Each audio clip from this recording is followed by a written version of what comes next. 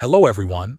In this video, I will show you how to fix a Windows 11 security update from February 2026 that is stuck during download.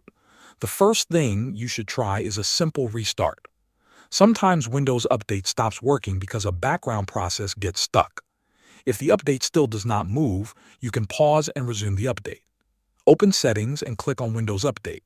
Select Pause Updates for a moment, wait a few seconds, and then click Resume Updates. This refreshes the update process and often helps Windows continue the download normally. If the problem is still not fixed, you can use the built-in repair option in Windows. Open Settings and go to System. Then scroll down and click on Recovery. Look for the option labeled Fix Problems using Windows Update.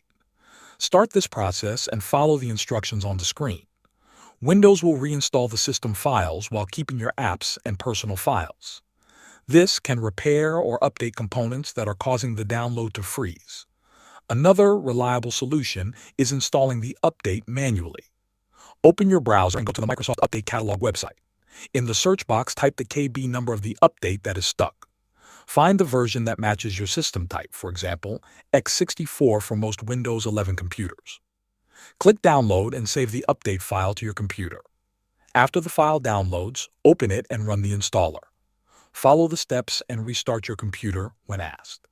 After the restart, the security update should be successfully installed. Thanks for watching.